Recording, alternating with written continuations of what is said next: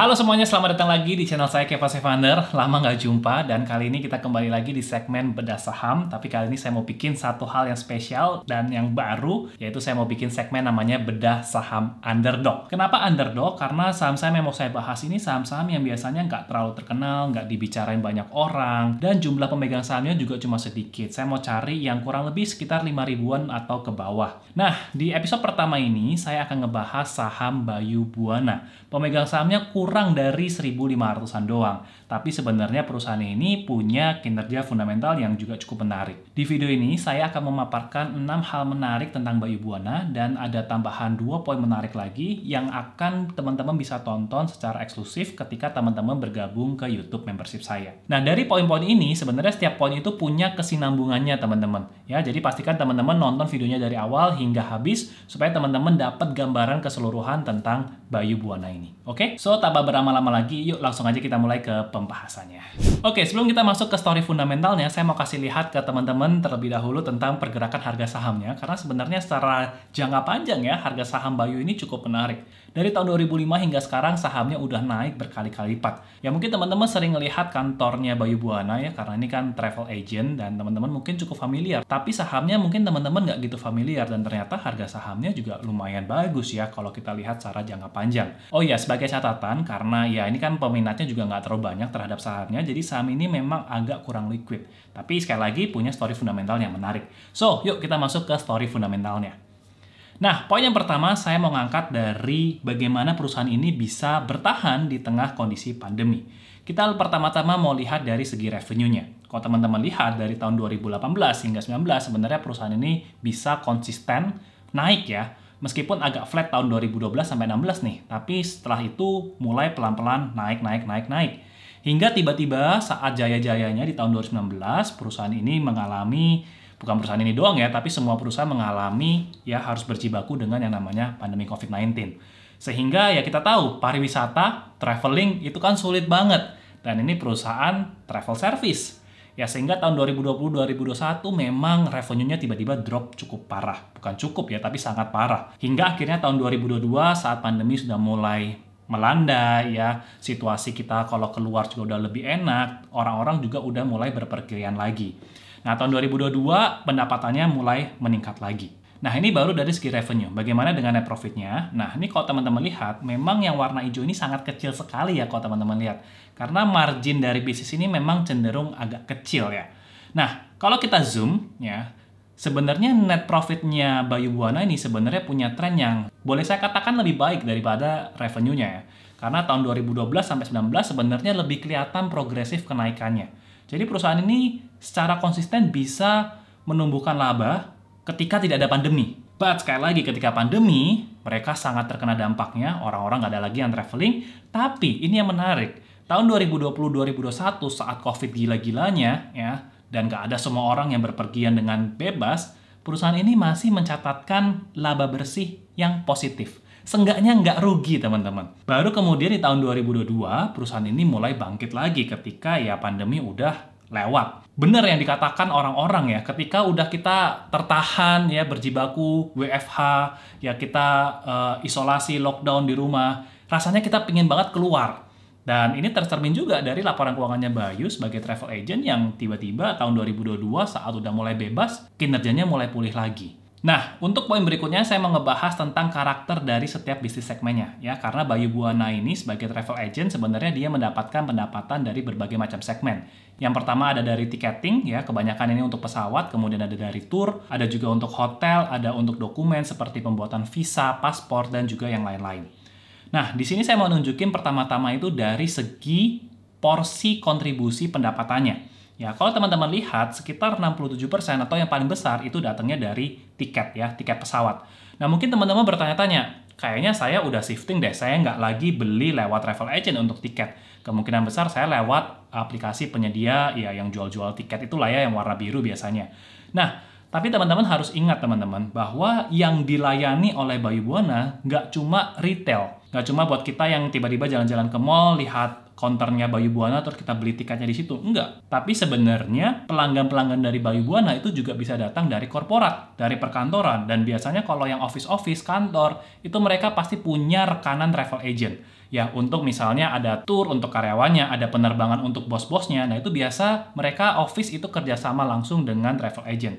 Jadi, seperti Bayu Buana ini, mereka juga melayani segmen korporat. Nah, tadi ya, tiket yang paling besar 67%, kemudian ada tour, hotel 20%, 10%, dan yang kecil itu ada dari dokumen dan lain-lainnya. Nah, sekarang kita mau lihat nih karakter setiap segmennya ini, terutama dari segi margin laba kotornya. Nah, kalau untuk tiket pesawat, kurang lebih average-nya itu sekitar 4,5%. Oh ya, anyway ya, untuk kontribusi dan gross profit margin ini, saya hitungnya ini rata-rata dari 3 tahun sebelum pandemi, which is 2017, 18, 19, 2 tahun pandemi, 2020, 2021, dan 2022 ketika pulih, plus Q1 2023. Jadi, agak lebih fair ya, antara sebelum pandemi dan ada juga di masa-masa pandemi. Nah, sekali lagi, tiket 4,5% laba kotornya, jadi ini ibarat kayak komisinya travel agent. Ya. Kemudian ada tour 10% marginnya, hotel kurang lebih juga mirip, sekitar 9,5%. Dokumen ini agak punya margin yang lebih tinggi, sekitar 16%. Ya. Dan yang lain-lain ini yang cukup menarik ya, karena gross profit marginnya itu bisa mencapai 98%. Nah, kalau ini di rata-rata sesuai dengan kontribusinya masing-masing, maka margin laba kotornya itu sekitar 7,5%. Nah, kalau kita lihat dari karakter bisnisnya, memang dari bisnisnya Bayu ini sebagai travel agent, ya memang agak susah untuk rugi ya. Karena mereka akan ngeluarin COGS ketika ada pesanan. Ya, karena sifatnya tiketing, hotel, tour, atau misalnya kayak jasa pembuatan dokumen, itu rata-rata commission based. Ya, seperti kayak broker, agent gitulah ya. Jadi mereka memang sudah pasti untung untuk laba kotornya. Justru sangat aneh ya kalau sampai laba kotornya ini negatif. Karena ini biasanya tiket hotel kan semuanya commission based. Nah, kalau dari laba kotor ini udah pasti profit bisnisnya, maka sebenarnya yang paling memberatkan bisnis ini adalah overhead cost atau biaya karyawan. Kalau teman-teman lihat di laporan keuangannya, maka biaya karyawan itu adalah komponen yang paling besar setelah COGS. Ya, baru kemudian biaya promosi. Oke, sekarang kita lanjut lagi ke tabel ini, di mana setelah dari kontribusi revenue, ya, kemudian dikalikan dengan gross profit margin, maka teman-teman bisa melihat dari kontribusi laba kotornya itu agak mengalami shifting, ya. Yang tadi tiket 67%, sekarang kalau kita lihat dari laba kotor, sebenarnya porsinya sekitar 40%, dan tour itu 27%, hotel 14%, dokumen karena marginnya cukup tinggi juga, maka dari 1% dari pendapatan bisa berkontribusi 3% untuk yang laba kotor. Nah, yang lain-lain ini menarik teman-teman ya, karena profit marginnya tebel, 98%, maka secara laba kotor dia bisa mempengaruhi 15% dari laba kotornya si Bayu. Nah, pertanyaannya teman-teman, silahkan teman-teman juga boleh chat di kolom komentar di bawah. Menurut teman-teman kira-kira yang lain-lain ini apa? Karena setelah saya telisik-telisik, saya juga belum menemukan jawaban yang pasti untuk bagian yang lain-lain ini. Sebenarnya lain-lain ini bisnisnya apa? Tapi menurut saya sih kelihatannya ini lebih ke arah commission based lagi. Ya, misalnya kayak ada jualan asuransi dari rekanan, jadi dikasih komisi atau komisi yang lain lah. Sehingga kalau komisi yang ini mungkin nggak dihitung lagi dari transaction value-nya. Ya, sehingga komisi yang diterima itu langsung dibukukan sebagai pendapatan.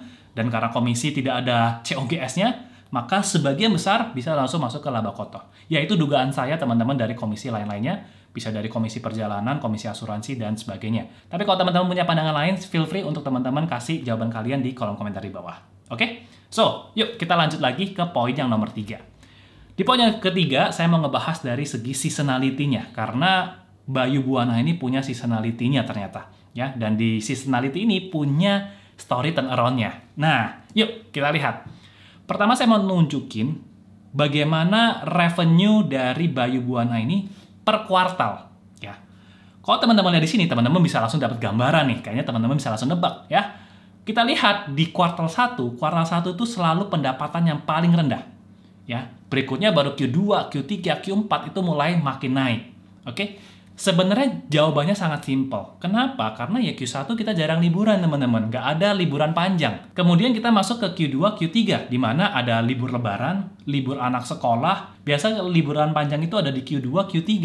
Makanya ini pendapatan yang cukup tinggi juga porsinya.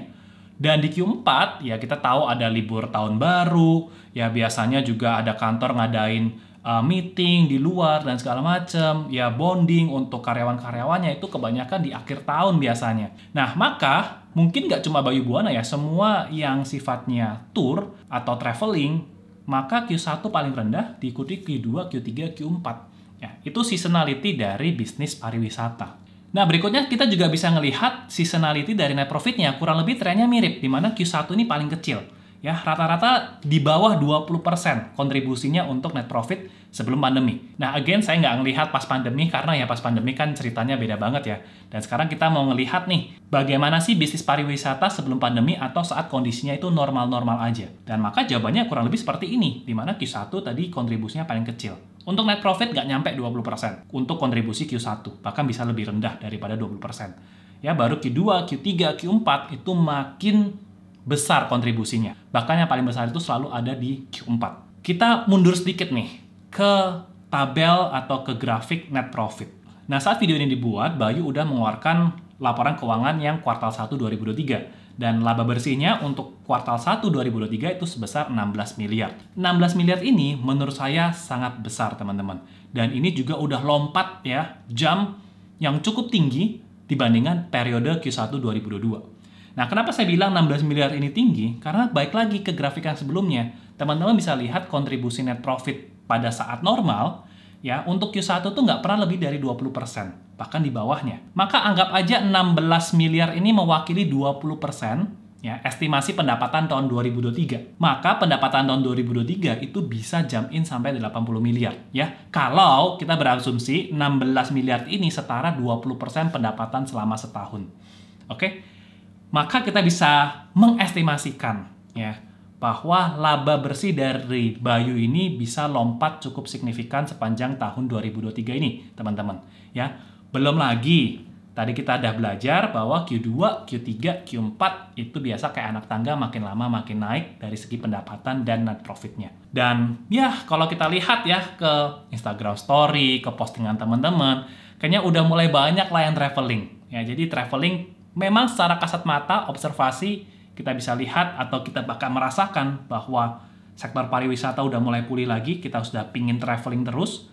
Dan dari segi keuangan perusahaan, kita bisa lihat dari Bayu Buana, laporan keuangannya juga sudah menunjukkan adanya pemulihan dari segi sektor pariwisata. So, ini dia cerita turnaround story yang menarik yang teman-teman bisa ikuti juga perkembangannya di bulan-bulan ke depan. Gimana? Teman-teman punya pendapat lain? Coba kasih komentar juga di bawah. Nah, sebelum lanjut ke poinnya nomor 4 dan poin berikutnya, saya mau kasih sedikit info nih teman-teman, di mana sekarang saya sudah terafiliasi dengan Sukor Sekuritas. Dan saya juga sudah mendapatkan license dari OJK untuk license WPPE, di mana saya bisa membantu teman-teman untuk proses pembukaan akun. Nah, untuk nasabah yang mendaftar Sukor Sekuritas dengan referral dari saya akan berikan beberapa benefit, ya, di mana saya udah siapkan satu wadah di Telegram untuk kita bisa berdiskusi di grup tersebut. Dan setiap harinya teman-teman akan juga mendapatkan broadcastan tentang news atau berita-berita yang udah dikurasi supaya teman-teman tetap terupdate dengan situasi kondisi market terkini. Kemudian trading fee-nya juga kompetitif, hanya 0,15% saja. Sukor Sekuritas juga aplikasinya sangat mudah digunakan dan tersedia di berbagai macam platform, ya, semua platform bisa, baik itu smartphone untuk iOS maupun Android, maupun juga PC untuk Windows maupun Mac. Nah, untuk mendaftarnya teman-teman bisa klik link yang ada di bawah ini, ya, nanti akan diarahkan ke WhatsApp dan nanti akan diarahkan proses step by step untuk cara membuka akunnya. Dan kalau kalian ada kendala atau ada pertanyaan, nanti teman-teman bisa langsung tanya aja di WhatsApp, nanti akan ada admin yang bisa membantu kalian, oke? Sekarang kita masuk ke poin keempat. Tadi kita ngomongin income statement, terus sekarang kita mau ngelihat dari segi balance sheet-nya. Menariknya dari balance sheet-nya Bayu Buana punya total aset kurang lebih 762 miliar, di mana 50% lebih itu datang dari cash. Nilainya 472 miliar. Ini saya buat bagannya proporsional ya teman-teman ya. Jadi kalau yang warna ungu itu 762 miliar skalanya seperti itu. Ya, cash-nya skalanya juga seperti yang teman-teman bisa lihat pada gambar. Nah, dari cash-nya ini bisa mengcover semua liabilitas dari Bayu. Ya, liabilitasnya 359 miliar. Jadi cash-nya saja udah bisa cover semua liabilitas. Baik itu yang utang usaha, utang berbunga, dan segala macam itu bisa di-cover. So, Bayu punya excess cash, ya, atau net cash sebesar 113 miliar. Nah, kalau kita bandingkan excess cash atau net cash ini dengan market cap-nya, ya, maka market cap-nya kita bisa lihat dari pergerakan harga saham terakhir, di mana harga saham Bayu per Juni 2023 kurang lebih di 1020 per lembar saham, maka market cap-nya itu 360 miliar. Jadi kalau teman-teman membeli saham Bayu di market cap 360 miliar, boleh dikatakan teman-teman mendapatkan excess cash atau cashback sebesar 113 miliar. Nah, Dan 200 miliar sisa-sisanya itu juga masih bisa kita hitung. Misalnya current asset atau aset-aset yang lainnya. Karena di sini kan kita hanya menghitung net cash. Ya, jadi teman-teman bisa simpulkan sendiri apakah bayar 360 miliar dan dapat bisnisnya Bayu dan juga dapat cashback 100 miliar ya. Itu menarik buat teman-teman. Nah, teman-teman boleh simpulkan sendiri. Oke, kita lanjut ke poin yang kelima. Dari balance sheet yang tadi penuh dengan cash, maka cashnya tentu ditaruh di tempat yang paling aman, yaitu di bank atau di deposito. Nah, teman-teman bisa lihat ini adalah pendapatan dari bunga depositonya di Bayu Buana. Oh ya, ini bunga deposito sudah pasti bukan pendapatan lain-lain yang kita bahas tadi di poin nomor 2. Jadi, pendapatan lain-lain untuk bunga deposito itu ditaruhnya di laporan keuangan setelah dari laba kotor. Jadi, ini udah pasti bukan pendapatan lain-lain yang dimaksud di bagian bisnis segmen poin nomor 2 tadi. Oke? Nah, kita bisa lihat ya teman-teman ya, dari tabungan bunga depositonya aja, bunganya aja makin lama tuh makin banyak teman-teman. Setahun bisa sampai 16 miliar bunganya doang. Nah, dari pendapatan bunga deposito ini teman-teman bisa bandingkan dengan laba kotornya. Kenapa? Karena pendapatan bunga ini tentu nggak ada COGS-nya, dan dari pendapatan bunga ini Bayu juga udah bisa untuk bayar operasional yang lainnya. Nah, kalau kita lihat ketika pandemi, ya bunga depositonya ini bisa cukup menolong operasional dari Bayu, sehingga laba bersihnya nggak sampai minus. Kenapa? Karena bunga depositonya ini udah setara kayak 30-an% lah dari laba kotornya Bayu. Memang sebelum pandemi, ya porsi dari bunga deposito ini kalau kita bandingkan dengan laba kotor memang kecil ya, nggak nyampe 10%. Jadi memang sebelum pandemi, ya mereka bisa cetak profit karena bisnisnya jalan. Tapi ketika something happen, seperti pas pandemi 2020-2021, mereka cukup ketolong lah dengan bunga deposito ini. Nah, itu poin yang kelima teman-teman. Sekarang kita masuk ya ke poin yang keenam. Saya mau ngomongin tentang saham PTSP dan MREI. Kalau kita lihat ke balance sheet dari Bayu, teman-teman bisa menemukan ada yang namanya pos aset keuangan tidak lancar lainnya. Dari 2022 ke Q1 2023 ini drop cukup parah. 67 miliar turun jadi 39 miliar. Dan ketika udah turun, bobotnya itu juga masih lumayan teman-teman. Bobotnya di Q1 2023 itu sekitar 5% dari total asetnya. Nah, isi dari aset keuangan tidak lancar lainnya ini apa? Nah, isinya ada 2 saham sesuai dengan judul poin nomor 6 ini. Yang pertama ada saham PTSP atau Pionerindo. Mungkin namanya tidak familiar di telinga kalian, tapi kalau saya kasih logo ini, mungkin teman-teman pasti tahu. Ya, CFC, saingannya KFC atau McDonald. Atau teman-teman mungkin pernah mendengar restoran Sapo Oriental. Intermezzo sedikit teman-teman, selama ini sebenarnya saya suka makan di Sapo Oriental. Dan ketika saya bikin research ini, saya baru sadar, oh ternyata Sapo Oriental ada sahamnya, ya, yaitu PTSP. Ya memang saham ini nggak terlalu kedengeran, brand-brand F&B-nya juga nggak terlalu seterkenal itu atau seternama itu ya, sehingga mungkin teman-teman agak jarang denger lah. But anyway, kembali lagi ke topik ya. Yang pertama ada saham PTSP, dan yang kedua ada saham MREI, ya, atau Maskapai Reasuransi Indonesia. Nah, dari aset keuangan ini, ya, yang saya mau soroti bukan sahamnya apa, tapi yang saya soroti ternyata 2 saham yang dimasukin sama Bayu ini cukup erat kaitannya dengan afiliasi dari komisaris atau direksinya. Kenapa? Karena seenggaknya ada beberapa nama. Yang pertama ada Pak Bostomi Suharman, yang saat ini menjabat sebagai komisaris di Bayu. Tapi dia juga sebagai komisaris utama di PTSP. Ya, bahkan sebelumnya di periode sebelumnya itu dia pernah menjabat sebagai direktur. Berikutnya ada nama kedua seperti Pak Kusuwandi Tamin, ya. Saat ini beliau menjabat sebagai direktur di Bayu, tapi dia juga posisinya merangkap sebagai komisaris di PTSP. Ya, bahkan sebelumnya juga pernah menjabat sebagai presidir di PTSP juga. Dan di tahun 2016 ada komisaris namanya Pak Sudarman Wiratmaja, ya. Beliau sudah keluar dari Bayu di tahun 2017. Dan di tahun 2017 itu sebenarnya Bayu baru masuk ke MREI ini teman-teman. Dan saat Bayu membeli saham MREI ini, Pak Sudarman menjabat sebagai komisaris utama di Bayu, komisaris independen di PTSP, dan bahkan sebenarnya di periode yang sebelumnya, Pak Sudarman juga pernah menjabat sebagai komisaris di MREI. Jadi dari jajaran direksi dan komisarisnya ini ya teman-teman bisa nilai sendiri, ya teman-teman bisa simpulkan sendiri. Tapi saya hanya memberitahu setidaknya ada kepentingan afiliasi lah dari isi-isinya Bayu ini juga ternyata. Ya, karena boleh dikatakan otomatis Bayu membeli PTSP, membeli MREI, ya ini kan pakai uang di dalam Bayu ya untuk membeli saham PTSP, membeli saham MREI.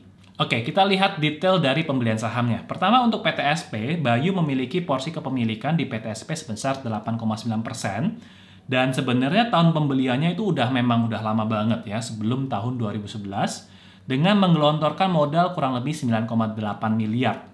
Dan kalau saya telisik, harga saham modalnya itu di angka 500. Ya. Dan sekarang, nilai market PTSP yang tercermin di nilai balance sheet-nya itu sebesar 38 miliar. Ya, jadi boleh katakan ya ini investasi yang menguntungkan. Modal 10 miliar dapat untung 38 miliar. Ya, jadi so far masih aman-aman aja lah ya, tidak merugikan dari pemegang saham minoritas. Yang kedua ada MREI, kepemilikannya kecil banget teman-teman, cuma 0,04%. Di mana tahun pembeliannya tadi tahun 2016, modal yang dikeluarkan sekitar 800 juta. Dan kalau ditelisik harga saham modalnya itu di kisaran 5.500. Dan saat ini ya, per Q1 2023, nilai investasi yang tercatat di balance sheet itu menjadi 646 juta rupiah. Jadi untuk saat ini saham MREI-nya lagi minus, teman-teman. Nah, kita lihat ya, pergerakan harga saham PTSP 5 tahun terakhir memang ini agak nyungsep, teman-teman. Turun 77%. Dari 7.500-an turun sampai 1.600. Tapi memang Bayu pegangnya udah lama banget.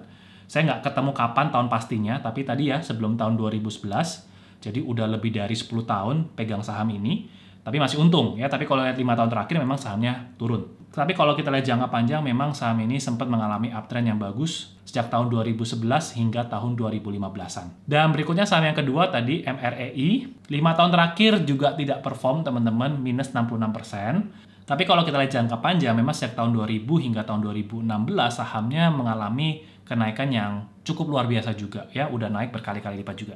Cuma tadi ya, Bayu masuk di MREI ini modalnya sekitar 5.500-an. Jadi sekarang masih floating loss, teman-teman. Nah, dari dua saham ini ya, pergerakannya kan cukup volatil ya, teman-teman ya. Maka di balance sheet-nya Bayu itu juga terjadi cukup volatil. Kenapa? Karena aset keuangan ini di tahun 2016 sampai 2018 nilainya cukup tinggi, 140-an miliar. Tapi tanpa porsi yang berkurang kepemilikannya, nilainya dari 144 miliar sekarang tinggal 39 miliar. Dan angka ini tercermin di balance sheet ya. Jadi balance sheet-nya makin kempes lah ibaratnya. Dari naik turunnya harga saham ini sebenarnya itu mempengaruhi keuntungannya Bayu.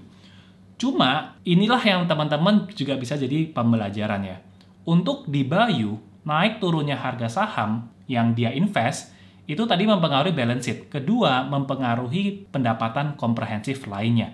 Teman-teman bisa lihat di bagian income statement, ada yang namanya pendapatan komprehensif lain. Ini mungkin teman-teman juga bertanya-tanya, pendapatan komprehensif itu contohnya apa? Nah, ini salah satunya, contohnya ini teman-teman. Di mana penurunan harga PTSP dan MREI dianggap sebagai pendapatan atau kerugian komprehensif lainnya. Tidak mempengaruhi laba bersih yang dapat diatribusikan ke pemilik entitas induk. Oke, kita lihat ya, yang warna merah ini adalah kerugian dari penurunan PTSP dan MREI. Kerugian ini akan mempengaruhi yang bawah, teman-teman, pendapatan atau laba komprehensif tahun berjalan ya.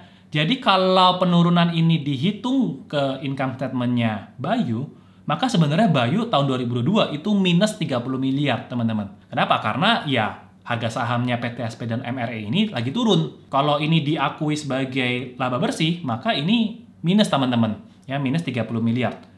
Tapi untuk EPS yang dihitung, earning per share atau laba per lembar saham, maka biasa kita melihat ke yang warna hijau, teman-teman.